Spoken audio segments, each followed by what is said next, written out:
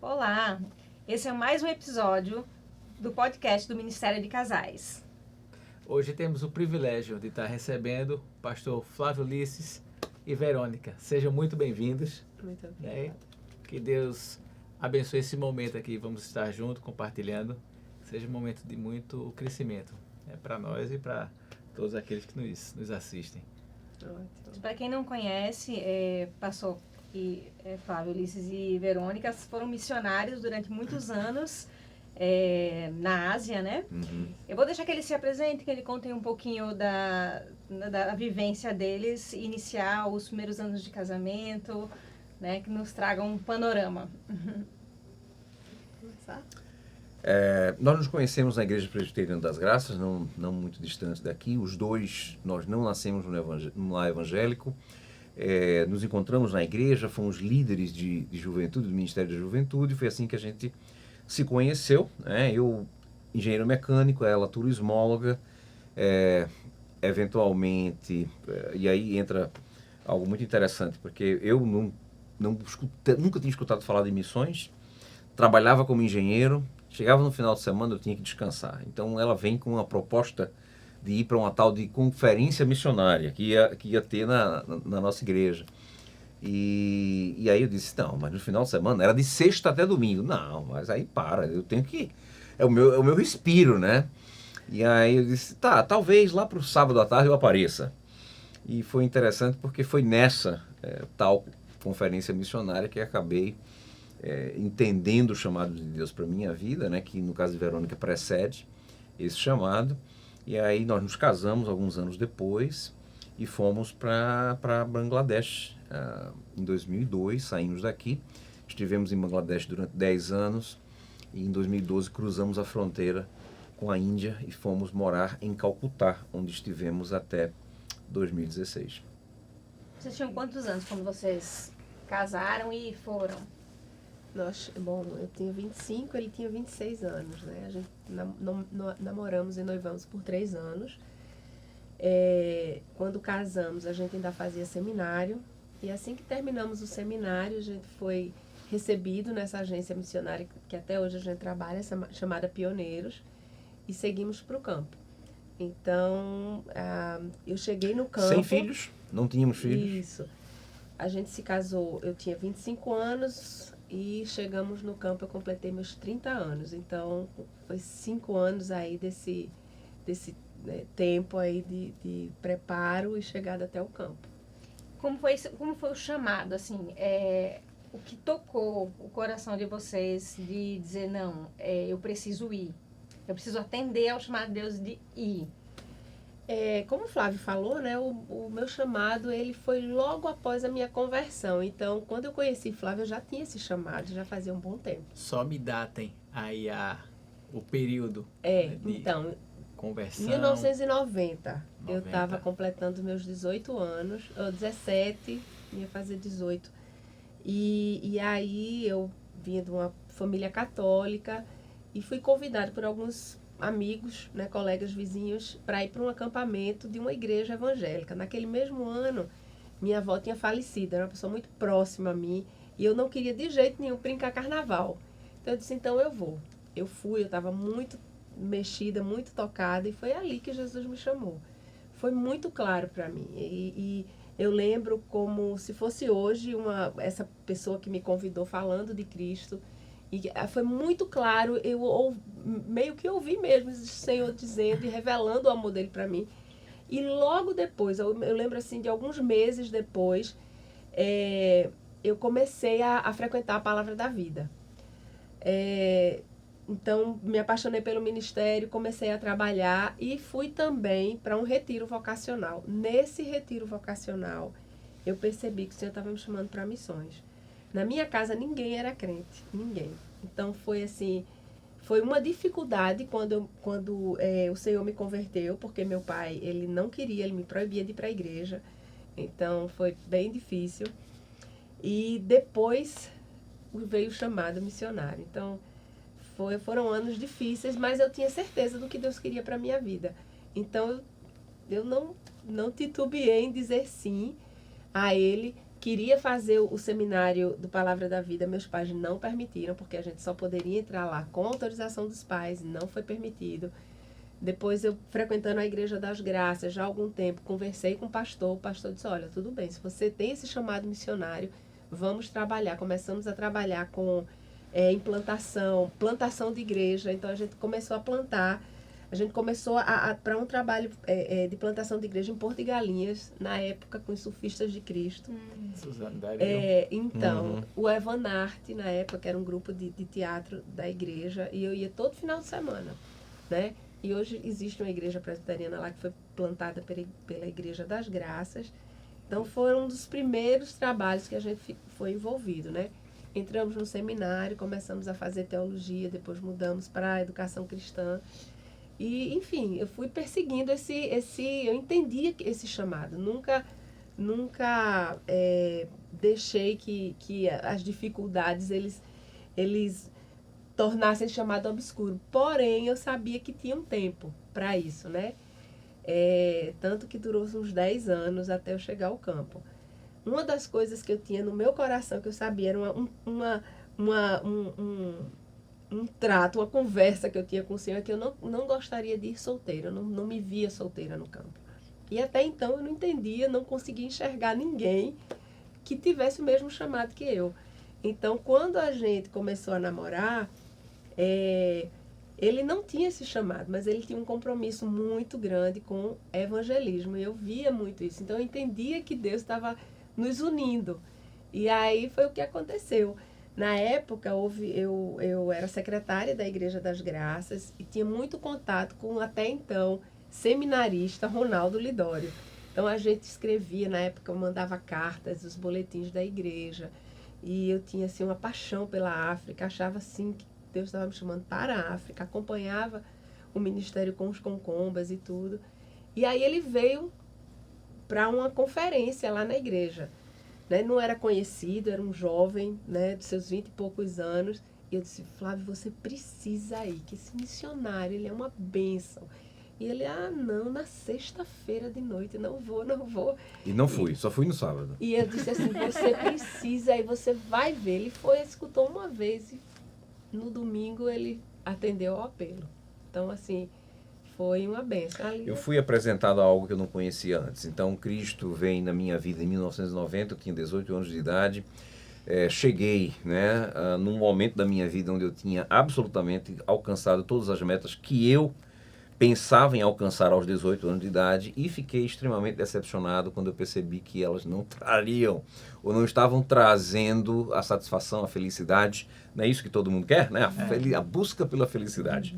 Então eu caí no conto da felicidade, né? E quando cheguei aos 18 anos, eu tinha tudo que eu pensava ter. E não veio a felicidade que eu tanto esperava, eu entrei em depressão. E foi nessa depressão, uma crise existencial, que eu comecei a ler uma Bíblia que minha avó, a única crente então na minha família, tinha me dado. E aí, a partir de Mateus, né, Sermão do Monte, aí uma série de coisas estranhas começaram a acontecer na minha vida. E devagarzinho ele foi me trazendo, fui convertido, literalmente. E o que aconteceu foi que, anos depois, né, nessa conferência missionária, eu fui apresentado a uma ideia que, para mim, era totalmente nova. A ideia de que nem todo mundo na Terra tem a oportunidade de ouvir falar sobre o mesmo Cristo que deu sentido para a minha vida. Então, isso aí, até hoje, isso aí é algo que, para mim, é a causa pela qual eu quero trabalhar. Levar o nome de Cristo onde ele ainda não é conhecido.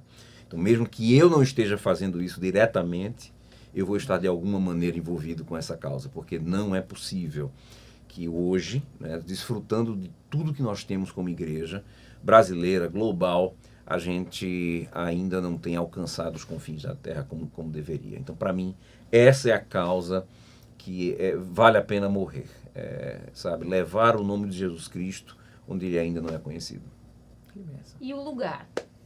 Chegou? Por quê? Chegou lá, Foi. né? Era a África, né?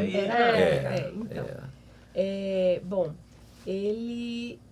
Flávio é muito, muito intenso em tudo que ele faz, né? Então, no dia que ele sentiu, percebeu o chamado de Cristo, a gente saiu para jantar e ele disse assim, olha, Deus me chamou para estar no meio de povos não alcançados. Se você quiser seguir comigo, a gente segue, senão a gente acaba aqui mesmo. E eu disse a ele, Deus já me chamou muito antes, então a gente vai seguir daqui. Então a gente começou... Nós não tínhamos um chamado específico em 96, quando isso aconteceu. A gente não sabia ainda, a gente entendia que era um povo não alcançado, né?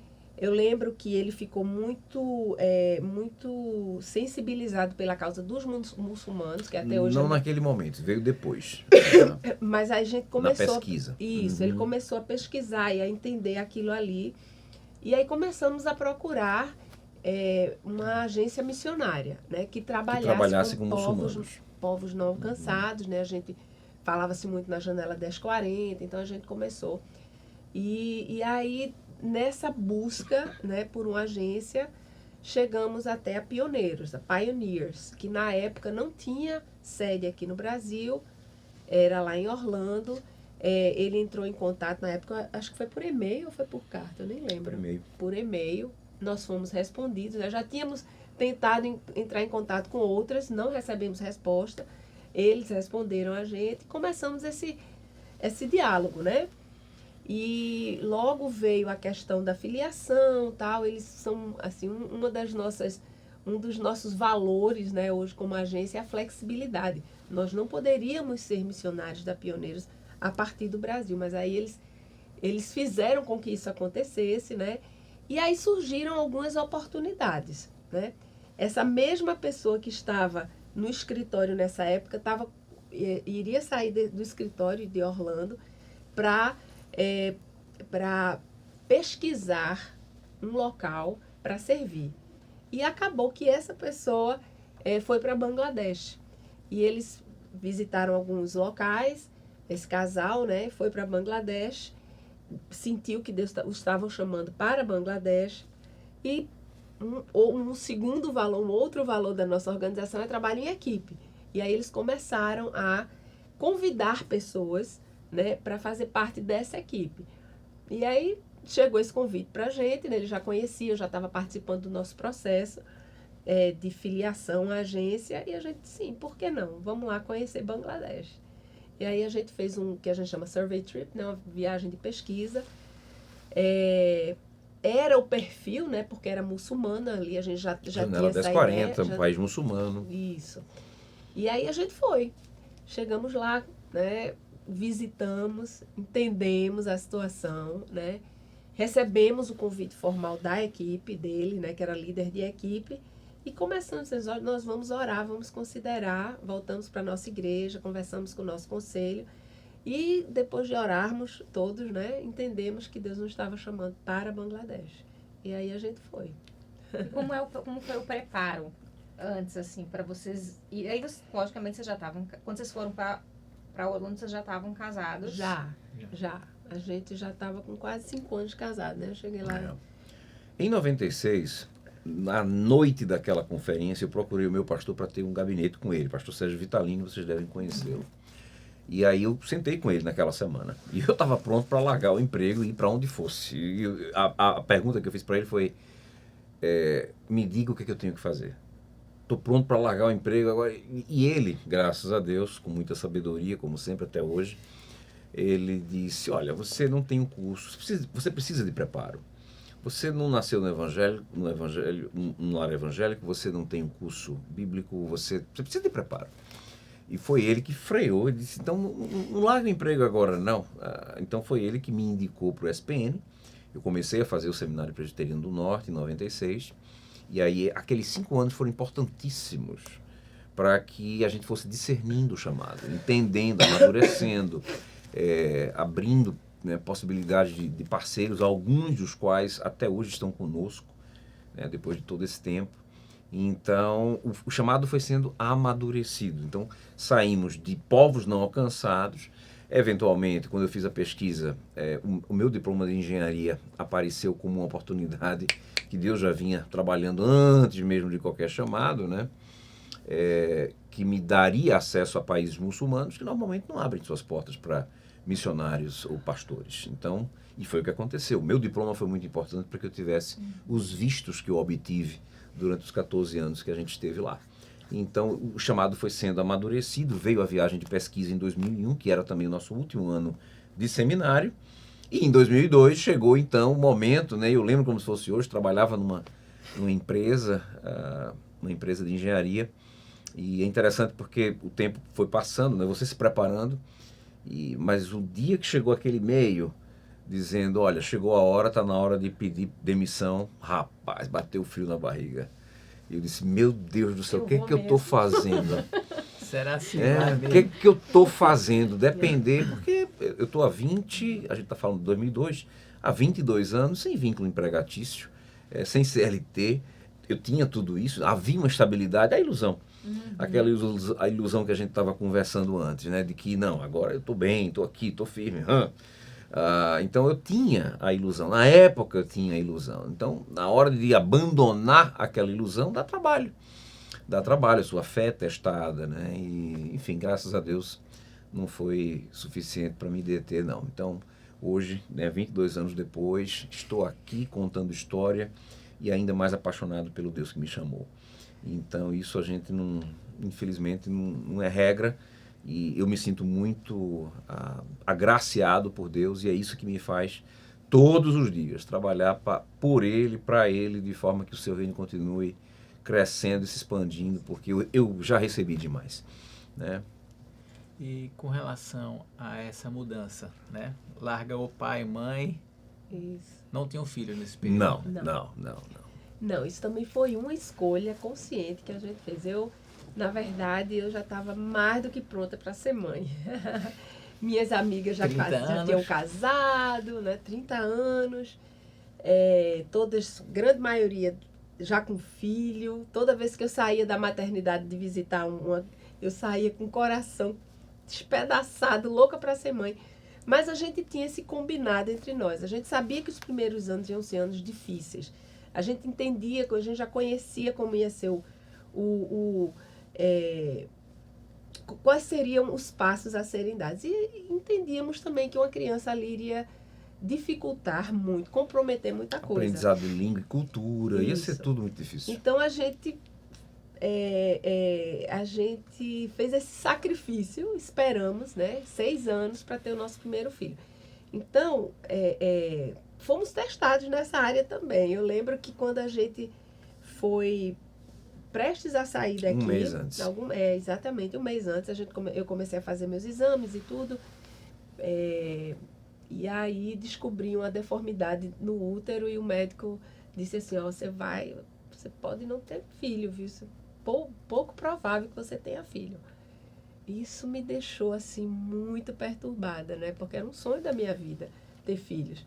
E eu disse, puxa vida, por último Deus me permitiu que no último mês, saindo do Brasil, na verdade a gente saiu daqui para os Estados Unidos para aprendizado do inglês, então a gente passou 6 meses lá para depois seguir para Bangladesh.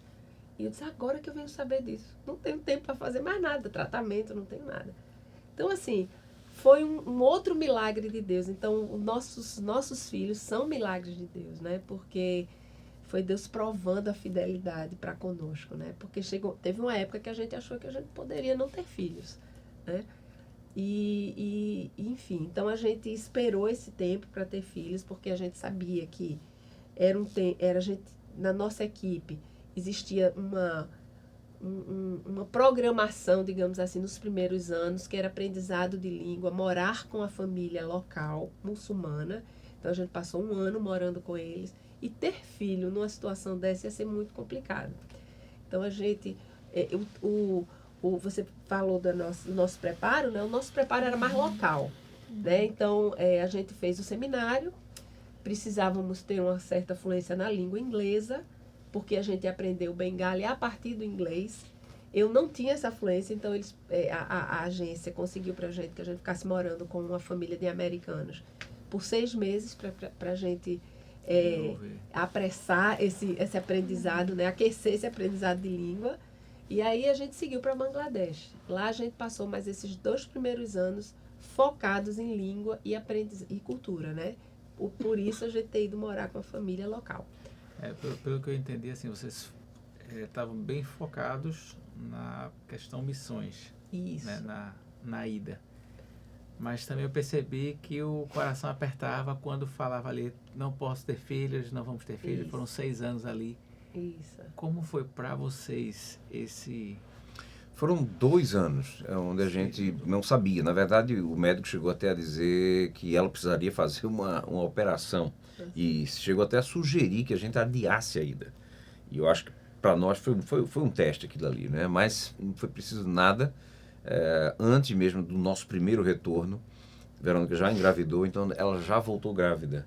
Isso. Né? O problema foi se mostrar mais tarde, na nossa segunda, nós perdemos um filho entre os nossos dois.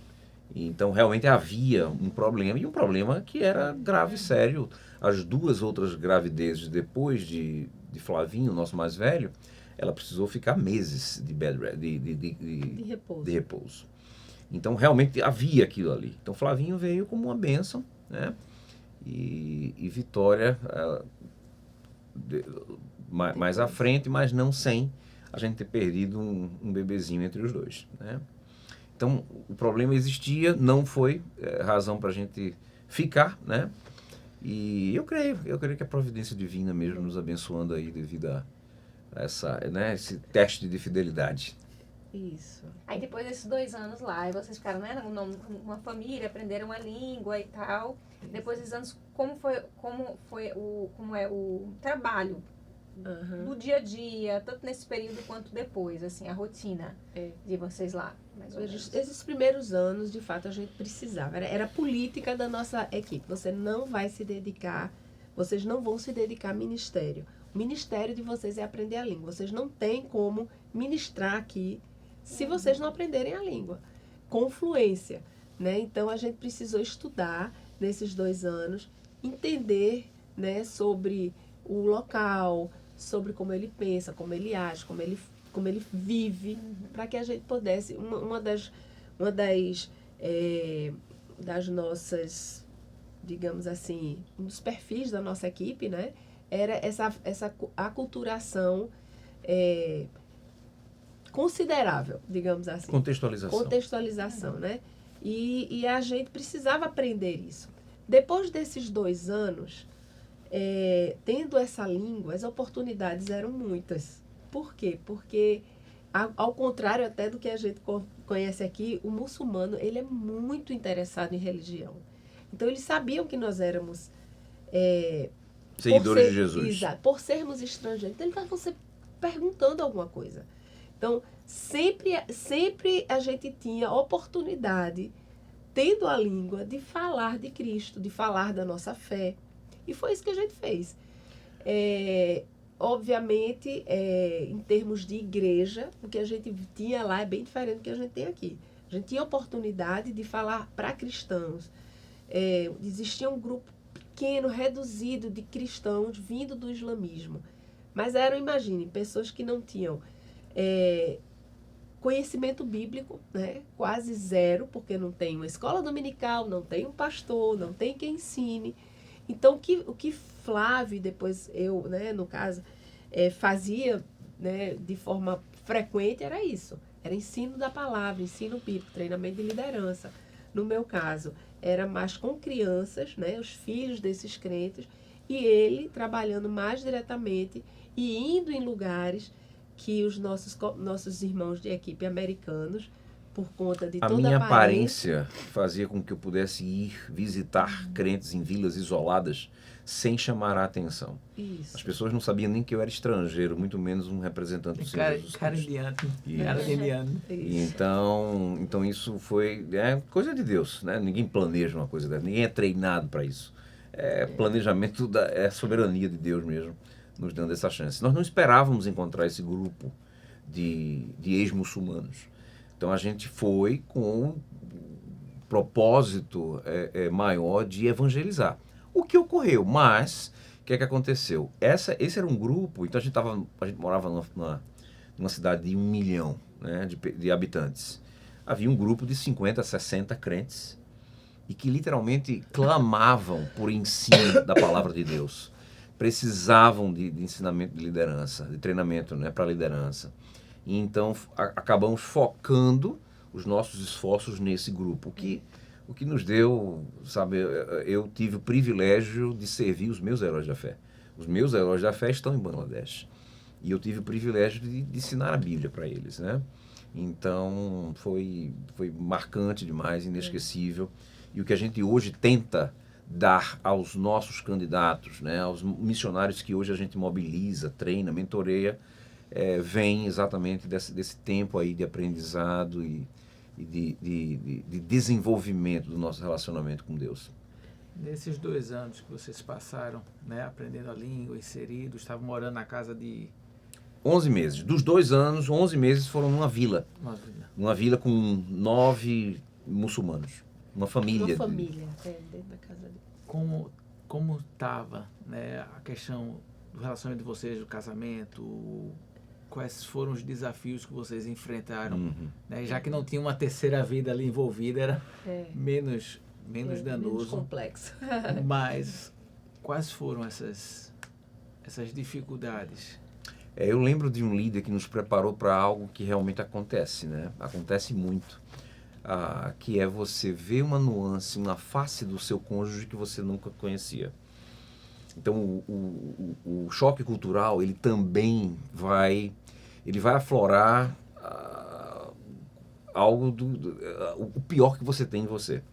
E como casal, a gente precisa... Eu diria que nós somos muito bem orientados. Nunca é fácil. Com orientação ou sem orientação sempre vai ser difícil, mas com a orientação, pelo menos, a ideia de que outros já passaram por isso.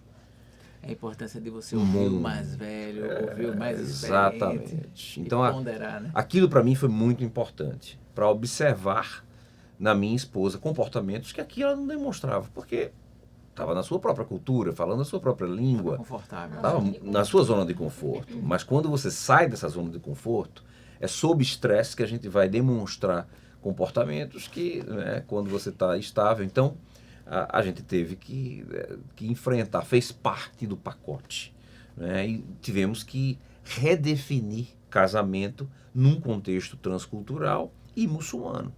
Especialmente para a Verônica, que tinha que se adequar muito mais do que eu. Então, por exemplo, vestimenta. A mudança foi mínima da minha parte. Mas da parte dela, no calor de 40 graus de sensação térmica, ter que usar aquelas roupas que as indianas usam, não é fácil. Ter que moldar o comportamento. Então, a mulher é muito mais restrita num país muçulmano.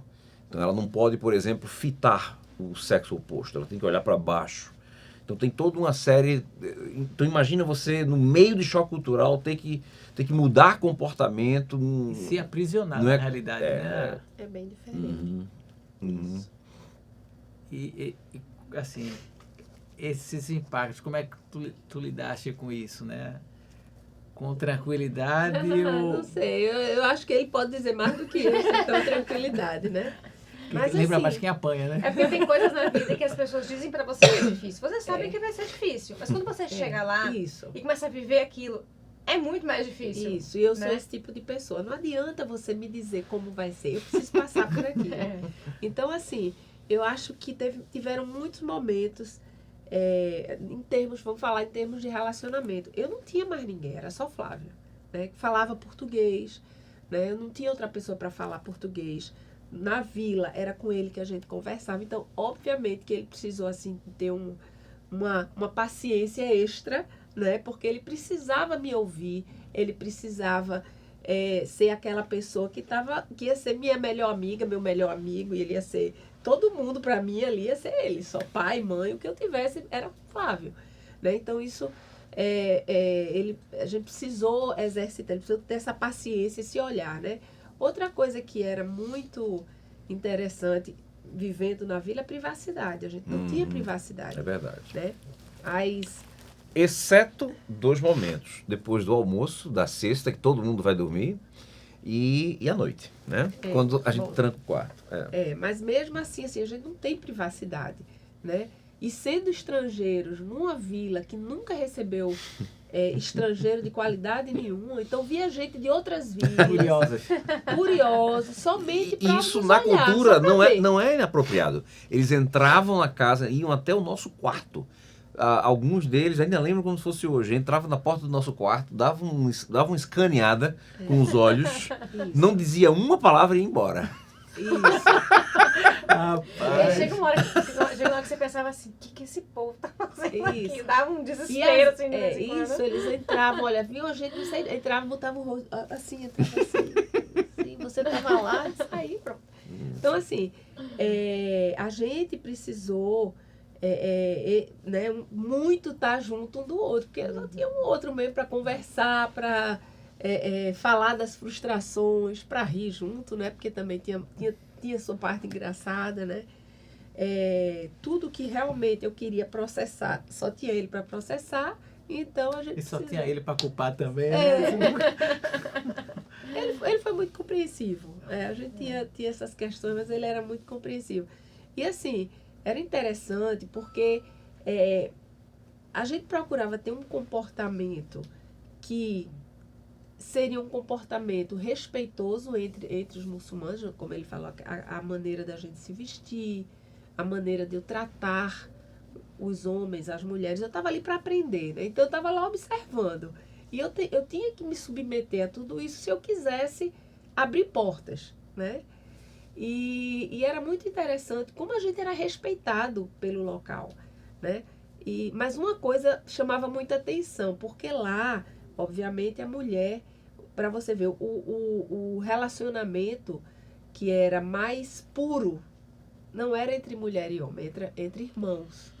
Então, se você quer definir um relacionamento puro, duradouro, né, bonito, invejável, eram de dois irmãos. Ele dizia assim, fulano se amam como irmãos. Porque aí seria dois homens ou duas mulheres. Até porque o casamento lá é arranjado. Isso. Então casamento não é sinônimo de amor, nem um bom relacionamento. Mas eles achavam estranho o fato da gente conversar muito, da gente estar sempre junto, da gente andar junto, vamos andar de tarde, vamos dar uma caminhada. Aí ele ia comigo. Então, assim, isso para eles não entrava, né? Não entrava.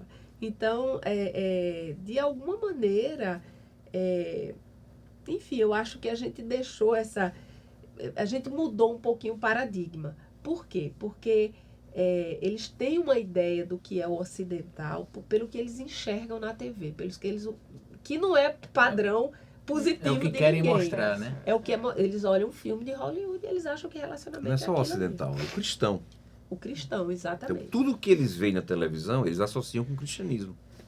E é muito negativo.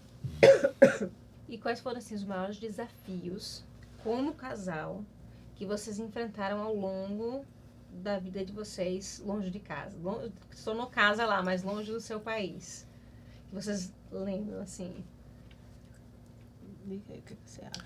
Eu acho que familiarmente, eu diria que não desafio como casal, mas criar os filhos longe da família, longe da nossa cultura, da cultura onde fomos, né, onde fomos criados, formados, ficar sem parâmetro ou referência. Por exemplo, a criação dos filhos. Então a gente fazia parte de uma equipe multicultural, a maioria eram americanos, mas nós éramos os únicos brasileiros dessa equipe. Então, como é que a gente vai criar os nossos filhos? Então, tem a maneira que nós vimos, né, que nós fomos criados e que vimos outros brasileiros criarem no Brasil. Tem a maneira que os americanos criam os seus filhos. E tem a maneira como se criam esses filhos americanos e brasileiros num contexto transcultural. E Que é o terceiro mundo. Nossa, então, o como fazer? Então, por exemplo, uma pergunta bem simples, né? Quais são as habilidades que meu filho precisa ter para poder se relacionar e se socializar com bengalas, com americanos, com brasileiros e por aí vai? Então é algo que a gente não pergunta aqui, a gente simplesmente cria, não é verdade? A gente simplesmente cria. Mas num contexto como aquele, você vai precisar pensar, né? E aí é quando você tem que fazer escolhas. Então, por exemplo, houve um momento onde nós precisamos trabalhar as nossas expectativas com relação à educação dos nossos filhos. Porque havia situações, vamos dizer assim, existem nuances da criação de filhos americana que é atraente, mas tudo tem um custo. obter aquele fruto significaria abrir mão de outro. A gente quer fazer isso? Então, por exemplo, vou dar um exemplo aqui. Os filhos dos americanos, eles são criados para serem independentes muito cedo. Isso a gente vê desde criancinha. Então, quando a gente vê adolescentes que estão prontos para saírem da casa dos seus pais, para ir morar numa universidade em algum lugar nos Estados Unidos, distante, muitas vezes, dos seus pais, é porque desde pequenininho eles foram criados para que isso ocorra. Mas a gente quer fazer isso? Qual é o outro lado dessa história? Então, por exemplo, a gente vê também que há uma fragilização dos laços familiares. Eu quero isso para mim? Então, é importante você entender o outro lado para perceber, ok, que tipo de educação eu quero. Onde o meu filho vai estar quando ele chegar na fase adulta ou pré-adulta, né? Então, você precisa pensar um pouquinho além para que decisões que você toma... As consequências que vão ter lá na frente. Exatamente. Nós tivemos muitas conversas a respeito disso. Porque eu, como mãe de primeira viagem, tinha as minhas inseguranças. Tinha, assim, e aí ele sempre dizia, o que é que você quer que seu filho seja mais adiante? E eram perguntas que eu não sabia responder, assim, de pronto, né? Eu tive que parar para pensar e tal. E é claro que foram momentos cruciais, assim, eu diria, né, como mãe, né, criando filhos fora, longe da nossa familiaridade aqui, da nossa cultura. Uma outra coisa que eu acho que me faltava, né, a gente sentia falta da comunidade, da igreja, dos amigos. Então, quando você tinha alguma questão de casal, você não tinha muito a quem recorrer, né? Não tinha aquela pessoa onde você poderia... Nós tínhamos líderes de equipe, nós tínhamos membros de equipe que eram família para a gente, mas que nem sempre funcionava. Não, né? Conheciam a nossa cultura. Isso. E a gente não conseguia, às vezes, expressar com a língua do coração, que era português, aquilo que a gente queria falar. Então, tinha sempre essa dificuldade, né? Eu lembro que a gente tinha um jeito muito brasileiro de ser e de se relacionar, que foi chocante às vezes. Em alguns momentos, isso até deixou a gente um pouquinho mais reservado. Mudamos o nosso comportamento. A gente brincava para poupar muito com o outro, os nossos irmãos. Né? E a gente brincava, soltava uma piada. E às vezes isso deixava os nossos irmãos constrangidos. A gente não percebe isso, mas o brasileiro, ele demonstra intimidade por tirar onda, como a gente chama.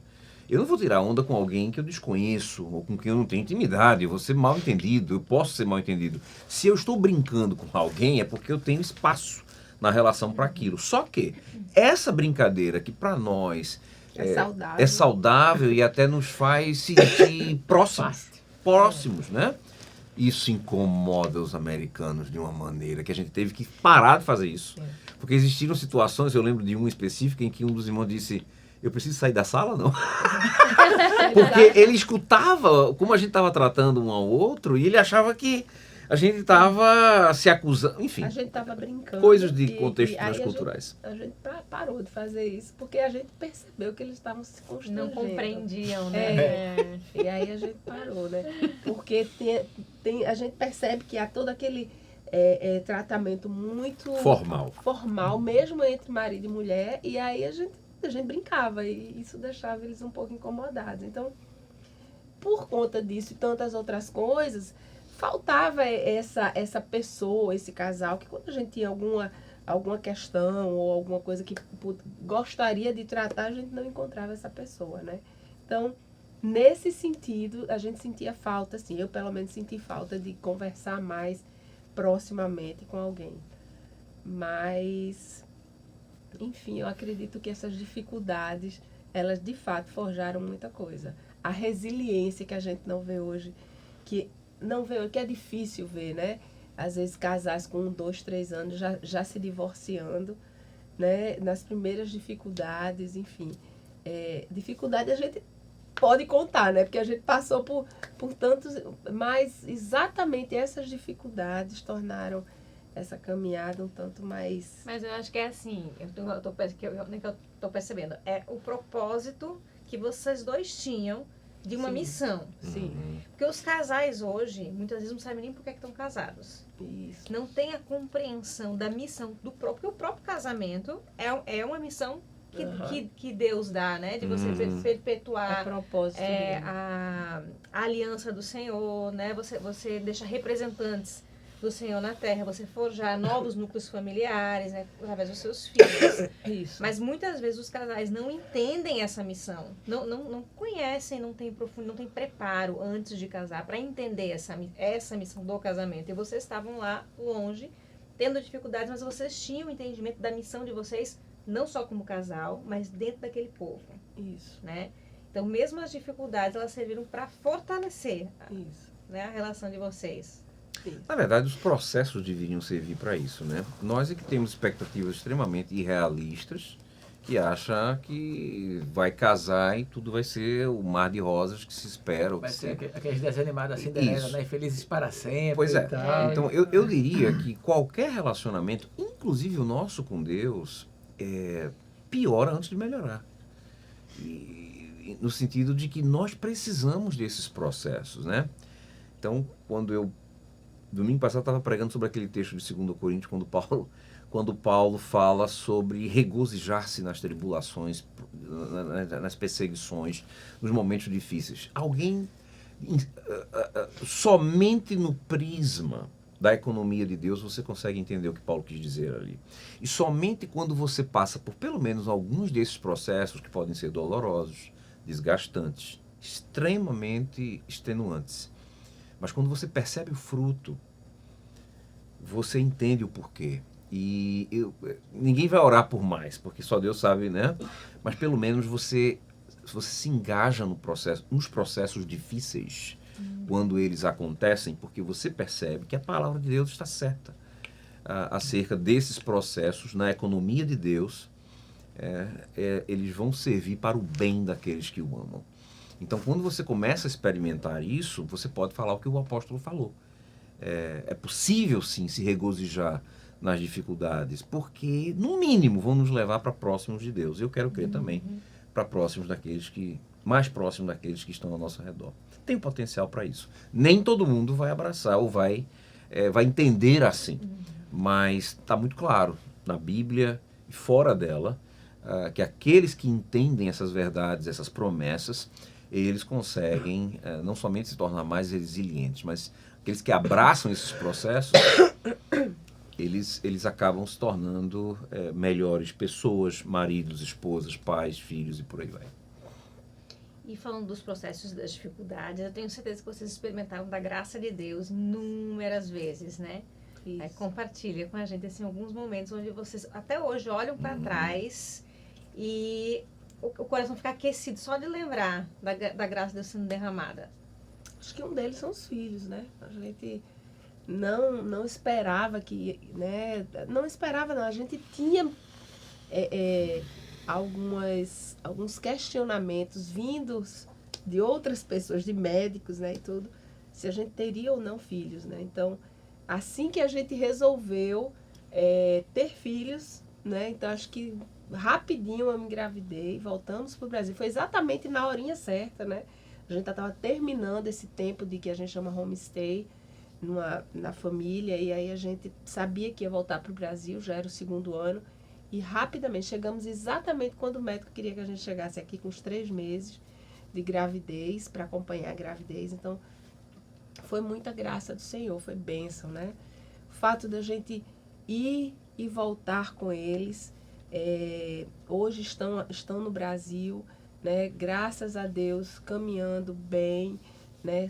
Com saúde mental, que não é uma coisa assim que a gente tem por normal. A gente tem muita gente, muitos amigos nossos que tiveram filhos com problemas sérios, né? Hoje são jovens adultos andando longe do Senhor, casando fora da vontade do Senhor, né? Enfim, tendo muitos problemas. A gente olha hoje a fidelidade do Senhor, cuidando dos nossos filhos, né? A gente passou por muitas situações de perigo, né? assim, quando a gente conta e mostra alguma coisa em termos de perigo mesmo, de vida, e o Senhor sempre nos preservou junto com ele, né? A gente morava num lugar muito remoto, e eu lembro que um dia Flavinho cortou assim o supercílio, a gente não sabia nem onde era. E assim, foi um socorro bem difícil de prestar, né? Mas foi uma coisa boba, né? E foi a única coisa que a gente tem a contar durante os 12 anos. Foi um corte que ele levou no supercílio. Só, né? Então, graças a Deus por isso, né? Então, esse cuidado dele com a vida, né? A vida escolar, a saúde, a segurança dos nossos filhos. Então, isso aí é uma prova tremenda do cuidado da graça dele. Com a gente também, né? Nossa saúde nesse tempo todo foi muito preservada. Então, a gente agradece ao Senhor por isso. Para mim, o ápice, quando eu penso, né, na sua pergunta, ela está na conversão de um sacerdote islâmico, que a gente chama de imã, que eu pude acompanhar, e lembro como se fosse hoje da primeira vez que ele ouviu o evangelho e voltou para casa, caminhando conosco até um ponto de ônibus na manhã seguinte, e ele estava meio que anestesiado, e ele dizia assim: se o que vocês estão falando realmente é verdade, eu estou sendo enganado por 20 anos da minha vida. Ele era jovem, 20 e poucos anos. E aí, de repente, uma vez por mês a gente voltava para aquele mesmo lugar e ele continuou a vir, né? Continuou a vir. Daqui a pouco, e eles são ótimos nisso, os povos orais, eles têm um poder de memorização que a gente não acredita. E daqui a pouco ele estava memorizando as cartas de Paulo. Ele sabia, ele recitava as cartas de Paulo de cor, né? E alguns meses depois, eu não estou lembrado o tempo que isso levou, mas eu lembro que era dezembro de 2009, nós reunimos na nossa cidade, na casa de um evangelista com quem a gente trabalhava, um grupo de líderes, e ele veio, né? Ele veio, e depois daquela primeira reunião, foi muito interessante vê-lo do nada.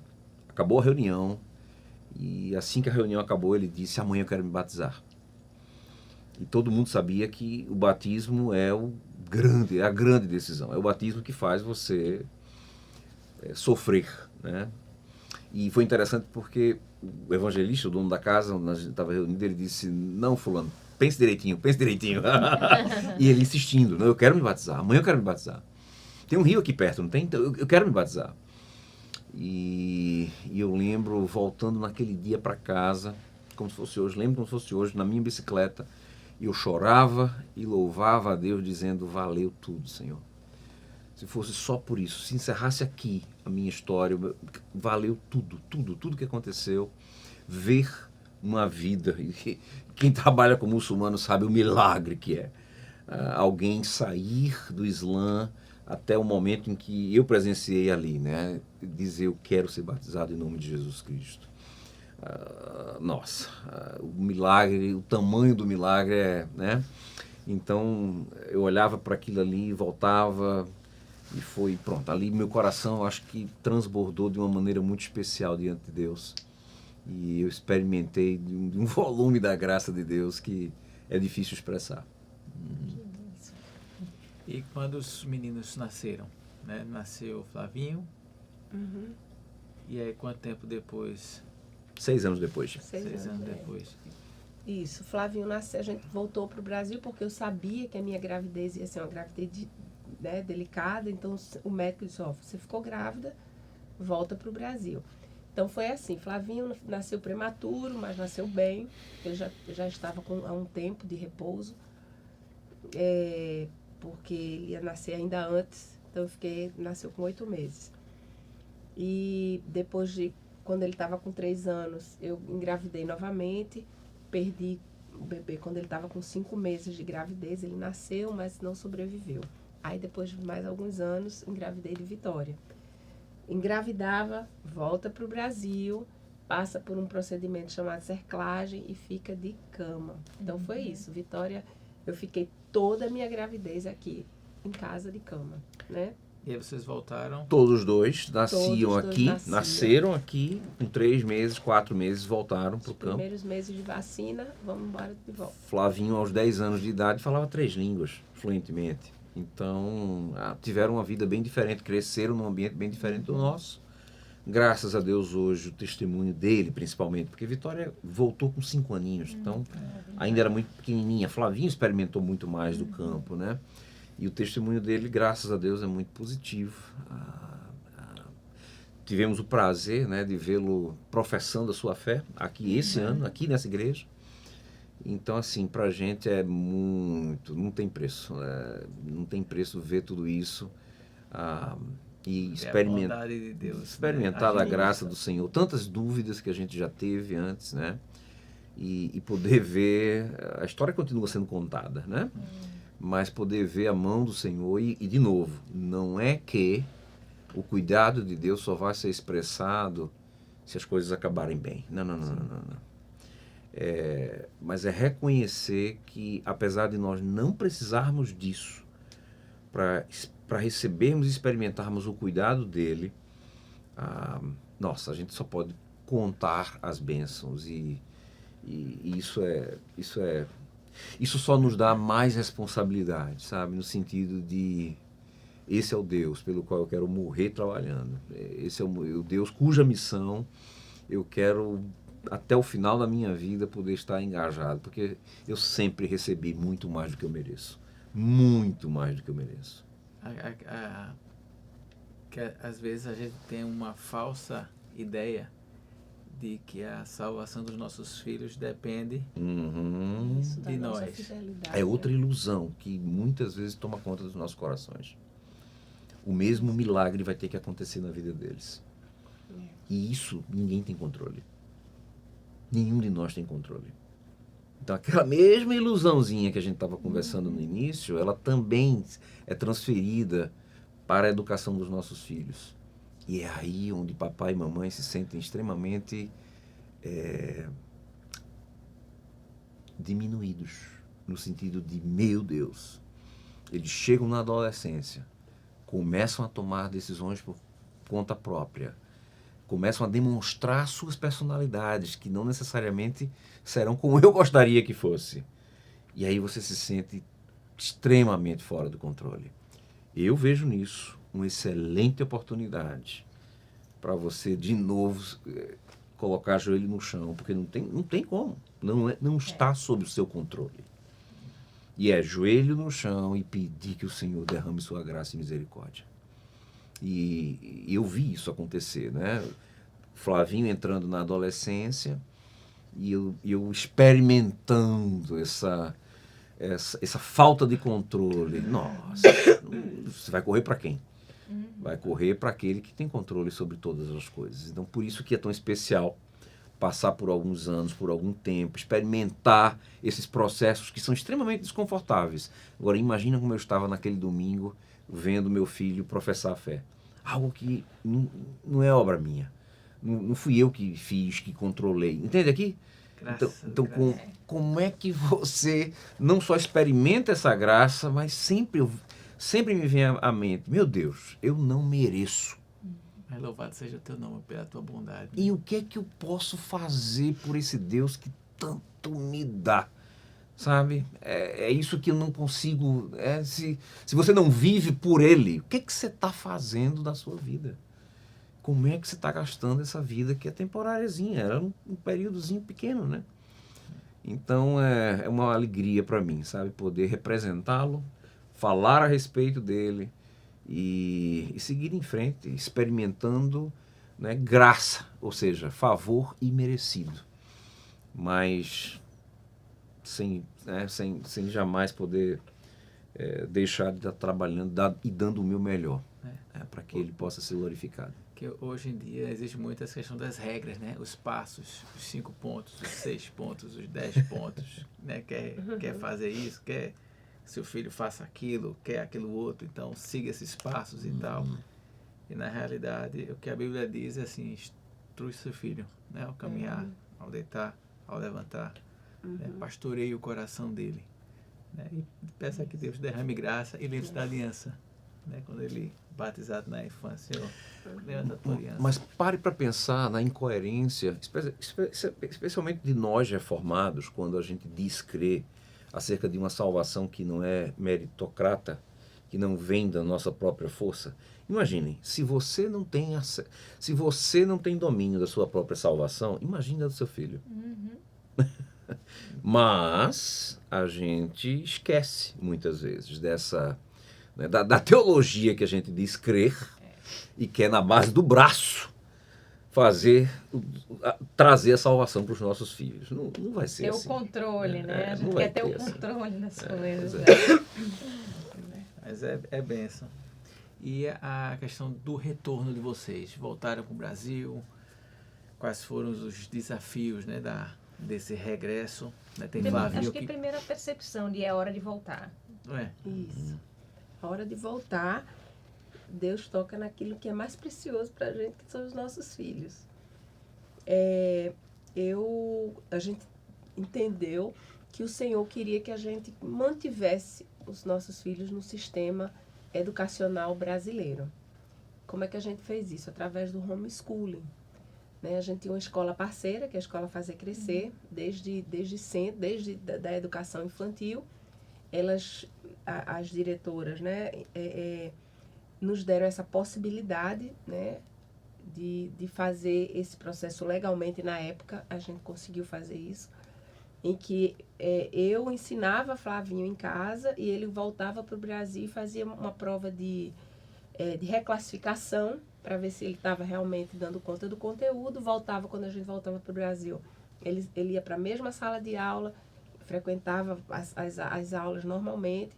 Quando a gente voltava para a Ásia, o material eu dava aula para ele. Então a gente conseguiu fazer esse combinado até o que a gente chamou de Fundamental 1, que é até o 5º ano. Quando chegou no 5º ano, nós fomos, né, chamados pela diretoria da escola. Disse: a partir do Fundamental 2 a gente não vai conseguir dar essa mesma assistência para você, Verônica. Não vai dar, não vai conseguir. Então você vai ter que repensar isso. Ou ele vem para o Brasil e você fica lá, porque a gente jamais cogitou. Ou vocês ficam aqui 6 meses, outros 6 meses lá. Então também não era possibilidade. Não dava, era logisticamente não existia essa possibilidade. Ou a gente tinha que colocar ele num outro sistema de ensino, sei lá, um internacional. O que a gente cogitou, mas entendemos que não ia ser possível. Então a gente se preparou para voltar, por conta disso. Então, quando ele chegou no 5º ano, né, foi em 2015, a gente fez toda essa preparação de transição, né, com ele, né, não sem esgotar as possibilidades com a nossa liderança, mas a gente entendeu que era isso mesmo. E aí a gente se preparou em 2015 para retornar em 2016, quando ele entraria no 6º ano, né, que é o Fundamental 2. Então, essa foi a razão que nos fez retornar. Eu nunca vi a minha família à parte do meu ministério. Então, essa ideia de você, não, joga pronto. Tem outras opções, além dessas que ela citou.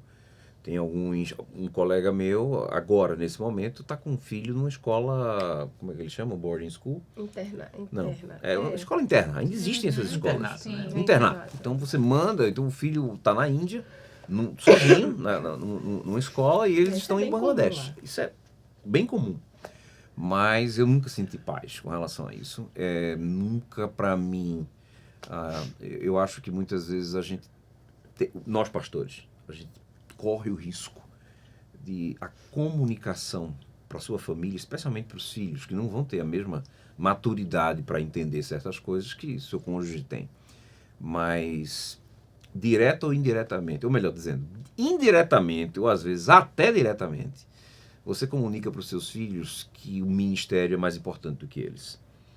E eu acho que para mim isso já é uma tragédia, e uma tragédia ministerial, por si mesma, porque a sua família deveria ser a sua primeira frente, né, o primeiro fronte ministerial. Então, na hora que você não entendeu isso, nossa, você já está... vai pagar, né?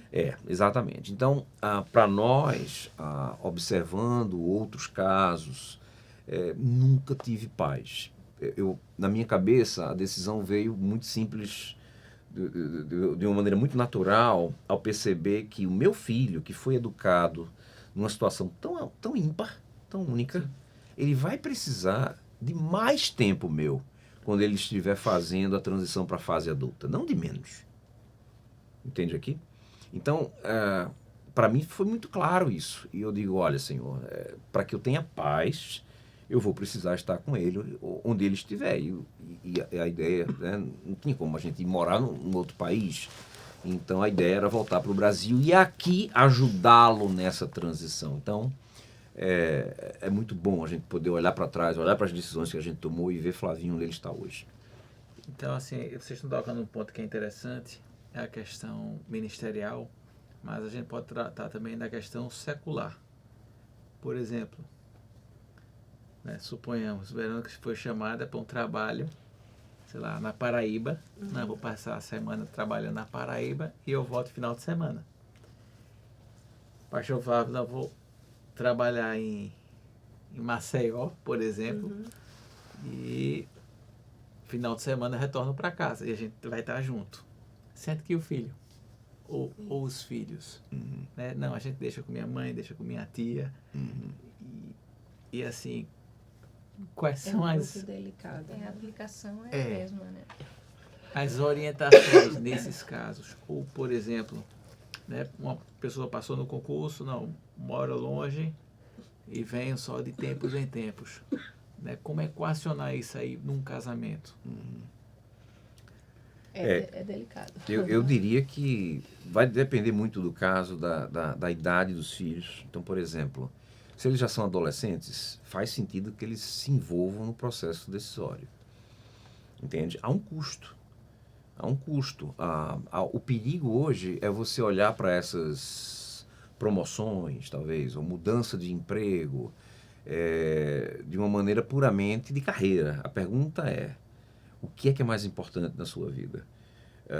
Existem muitas outras coisas e pessoas mais importantes do que a sua carreira. Você está considerando isso? Até que ponto? Então, é mais ou menos assim. Antes de tomar qualquer decisão, é importante colocar na mesa as variáveis envolvidas e maturar. Não, eu diria, não simplesmente não adote uma promoção ou uma mudança como essa como algo automático. Uma oportunidade, né? Pode até ser uma oportunidade, mas a família, ela precisa ser envolvida no processo decisório e a avaliação precisa levar isso em consideração. Porque pode ser uma oportunidade num sentido, mas essa oportunidade pode trazer um preço muito alto. Você está pronto para pagar esse preço? Você realmente acha que... Entende aqui? Então, isso precisa ser digerido. Não pode ser algo automático. Eu fui promovido. Ok, foi promovido, mas isso vai gerar o quê? De custo familiar, individual. Então, tudo isso precisa ser levado em consideração. Esse é o grande perigo, né? Quando a gente recebe uma promoção, né? Eu vou precisar passar mais tempo longe de casa, né? E muitas vezes a gente fica muito focado, né, na oportunidade do sucesso profissional em detrimento da... Não, minha esposa ela consegue dar conta dos meninos.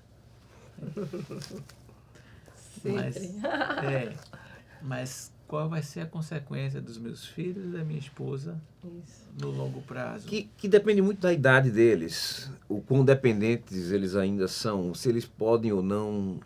Rapaz, eu fico pensando assim, agora eu vou dar uma opinião minha, não sei se né, vocês... Assim, os filhos enquanto dentro de casa, né, quanto mais velhos tal, ainda... Mas em toda a jornada deles, né, desde pequenininhos, né, adolescente, a juventude, a importância da presença dos pais dentro de casa, que cada processo cada fase tem uma fase. Tem uma fase e eles absorvem algumas coisas e ter aquela segurança do pai e da mãe, né, estando presente. Exatamente. Às vezes o pai, ele passa esse tempo fora, mas quando ele está em casa, ele está em casa. Às vezes tem pais que trabalham, passam o tempo todo, mas nunca estão presentes. Mesmo né? dentro de casa. Mesmo dentro de casa. Então, tem uma série de coisas que precisam ser observadas, né? Será que aquela criança está entendendo que o pai trabalhando fora, ele está valorizando mais, né, o trabalho do que do que a ele mesmo, as necessidades dele. Então, assim, tem muitas situações que precisam ser observadas, né? Eu acho que a gente deve sondar o coração da gente, saber por que eu estou precisando dessa promoção. O que essa promoção quão importante ela é para mim? Será que essa é a vontade de Deus? Qual é o propósito de Deus com isso? Então, tem uma série de perguntas que precisam ser feitas e compreendidas, né? Pela família. Eu acho importante também a família fazer parte, ela se sentir parte. Ela não ser só um efeito colateral, né? Isso a gente, quando a gente vai tomar decisão, como, né, lá no campo, né, a gente precisou conversar com os nossos filhos também. Estamos voltando para o Brasil. Não foi fácil. Inclusive, eu acho que a pessoa que mais sofreu foi o próprio Flavinho. Né? Foi muito difícil para ele. Ele pediu algumas vezes para voltar. Porque aqui era o estrangeiro para ele. Aqui era o local que ele não conhecia. Né? Ele vinha só para férias. Dele, né? Não era a casa dele. Então, assim, hoje ele diz, hoje eu me sinto bem aqui. Depois de alguns anos, ele veio dizer, não, agora eu estou bem. Agora eu sou brasileiro. Agora, exato. Mas, assim, houve sim um preço que ele pagou, né? Mas, enfim, a gente conversou, a gente se preparou, a gente, né, fez aquilo que a gente achava, né, entendia que era algo importante enquanto estávamos lá fazendo essa transição, né? Falando de transição, né? Então, foram anos difíceis, né? Hoje a gente é saudoso, né? Quando a gente fala, né, como ele falou, a gente tem sempre um pedacinho da gente ao redor do mundo, né? Lugares que eu gostaria de estar, pessoas que eu gostaria de ver, a gente não pode, né? Mas a gente já está bem acomodado aqui, principalmente porque eles estão bem, né? A tranquilidade dos filhos nos traz Nos tranquilidade. traz Certamente. Agora, para a gente meio que já encerrando, 2 perguntas, né? Vocês podem emendar uma na outra, quando for responder. Primeiro, assim, que conselhos vocês dariam para pais que estão nos escutando, que têm percebido nos seus filhos essa vocação ministerial, né? E já com isso, vocês já podem responder um pouco o trabalho de vocês hoje, porque eu acho que dá para encaixar também, né? Assim, como tem sido o trabalho de vocês hoje. Bom, eu vou falar como mãe, né? Porque claro que isso passa na minha cabeça, né? Ter um filho Que vai vivenciar. Mesmo que não seja, assim, ministerialmente, né? Mas vai trabalhar fora, vai sair de, né? Mas, assim, vai sair de perto da gente. Mas, assim, para um pai pais que observam a vocação, né? Eu gostaria de dizer do fundo do meu coração que a melhor coisa que eles têm que fazer é chegar junto do filho e dar a bênção dele, né? Eu acho que não é uma decisão fácil para ninguém, porque envolve muita coisa. Então, esse jovem certamente está pensando, está sendo desafiado por Deus para dizer um sim, e para ele seria bem mais fácil, né, seguro entender que a família dele está apoiando, que a família dele está abraçando, que a família dele está também querendo ser obediente com ele. Então, assim, o meu desafio para esses pais, né, que eu sei que não é uma decisão fácil, mas é confiar no Senhor, né, e confiar de fato aquele filho ao Senhor, porque de fato a gente não tem o controle. Não é né? nosso. Não é nosso, ele não é nosso, ele está sob os nossos cuidados. E abraçar, né? Obviamente, caminhar junto com ele, para discernir esse chamado, saber se de fato ele existe, para ver se de fato, como é que ele pode desenvolver esse chamado, como é que ele pode ser orientado nesse chamado. Então, chegar junto do filho para isso, né? É muito importante. A opinião. E tenho certeza que um bom filho vai ouvir esse pai, né? Esse pai prudente, coerente, né? Ele vai ouvir, vai ser de grande ajuda para o filho. Acabei de vir um aconselhamento de um jovem, aluno meu do seminário, que faz esse tipo de perguntas. Estou eu sendo chamado para o campo missionário? Ele cogita isso. E eu diria que o que eu disse para ele, eu digo para qualquer pais que tenham em casa filhos que se sentem ou que desconfiam de um possível chamado ministerial. Ajude-o a amadurecer e ter certeza que esse chamado vem de Deus. Eu acho que essa é a coisa mais importante. Então, tem muitas vozes que podem falar no coração e mente dos nossos filhos, né?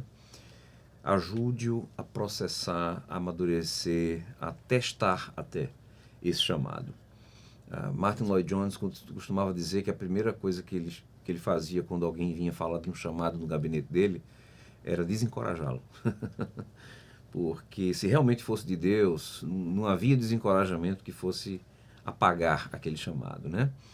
Então, é importante testar e sim, entendendo que é de Deus, aí é fechar os olhos e seguir em frente, tentando entender a carreira que Deus, né, pode ter proposto para os nossos filhos. O que nós fazemos hoje é exatamente ajudar aqueles que se sentem chamados a não estarem sozinhos. Usar a nossa experiência para poder ajudá-los a ir mais longe do que nós fomos, a ir mais fundo do que nós fomos. Essa é a grande ideia. Então, a gente tenta servir os missionários que a gente recebe na Pioneiros, que Deus coloca no nosso caminho, para poder ajudá-los a promover o reino de Deus para onde o Senhor os levar, de uma maneira que não exija tanto, né? O Brasil, o movimento missionário brasileiro, ele é relativamente recente. Então hoje a gente ainda sofre muito pela forma romântica e até amadora com que a gente tem enviado os nossos missionários. Não é preciso fazer isso. Hoje a gente já tem como melhorar esse envio, fortalecer esse envio de maneira que a gente faça melhor e faça por mais tempo. Então a ideia é que a gente possa estar inserindo a experiência que a gente obteve pela graça de Deus, né? Não me coloco aqui como... É graça mesmo. Mas é a graça que me impulsiona a trabalhar mais, a trabalhar melhor, né?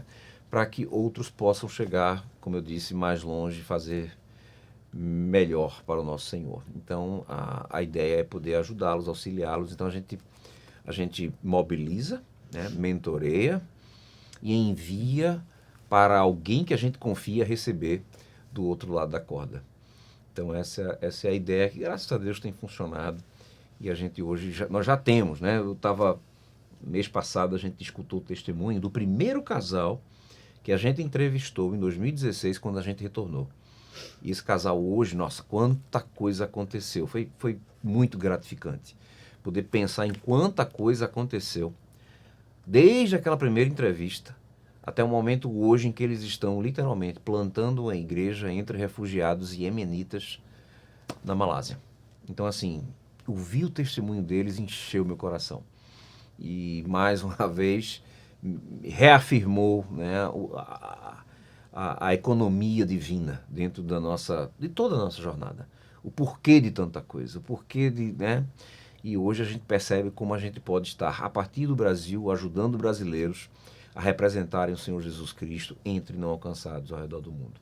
Isso é privilégio. Então, somos nós que saímos alegres, né? Que somos abençoados por participar, cooperar com Deus na sua missão. É privilégio nosso.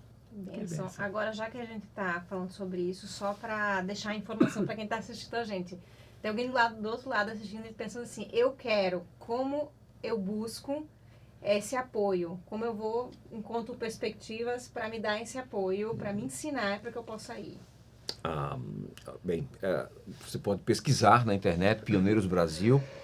Pioneiros, né? Pioneiros Brasil, e você vai encontrar o nosso site com informações acerca da nossa missão, nossos valores, contatos, né? Sempre, a qualquer momento, pode entrar em contato conosco, quem tiver direto ou indiretamente acesso até nós. E, enfim, hoje o nosso ministério é esse. É poder ajudar pessoas que se sentem chamadas a entender se o que se ouviu foi assovio ou chamado, né? É um psil, né? É um psil, né? Exatamente. Então é isso, anota aí, né? Perspectivas Brasil. Né? Perspectivas e pioneiros. Pioneiros, né? Desculpa. Exatamente. Então anota aí, né? Pioneiros Brasil. A gente está envolvido pesadamente no Perspectivas também, mas no que diz respeito ao envio, quem envia não é o Pioneiros. Perspectivas, é Pioneiros. Pioneiros. Uhum, exatamente. Então tá bom. Gostaria de agradecer, né, pastor Flávio, a Verônica, né, foi Alegria um nossa. privilégio, uma honra, né, poder aprender um pouquinho mais com vocês, através da vida de vocês, do testemunho de vocês. E nosso desejo é que o Papai do Céu continue a abençoá-los, né, derramando graça, bondade, fortalecendo a fé, né, com ânimo, com zelo pelas coisas de Deus. E Amém. que Deus mande mais trabalhadores, né? Amém, meu Porque a seara é grande. É isso mesmo. Vamos orar para a gente finalizar. Pai amado, muito obrigado, Senhor, pela vida do teu servo, pastor Flávio, pela vida da tua serva, Verônica, por Flavinho, por Vitória. Ó Deus, derrama, ó Deus, a tua graça, da tua bondade sobre a vida deles. Fortalece a fé dos teus filhos, ó Pai. Fortalece seus passos, suas convicções, para que eles continuem, ó Pai, com o propósito de difundir, ó Pai, de pregar o teu evangelho, de enviar trabalhadores, ó Deus, por toda parte do mundo, para que o teu nome, ó Pai, seja exaltado, glorificado Amém, Senhor. por todas as línguas, povos e nações. Ó Pai, levanta trabalhadores, envia servos. Esse é o nosso pedido, essa é a nossa oração, em nome do teu Filho Jesus. Amém. Amém. Amém. Deus os abençoe. Bom, bênção. E continue aí usando vocês Verônica, Obrigada a privilégio. vocês. nesse podcast e em outros ministérios que vocês se envolverem.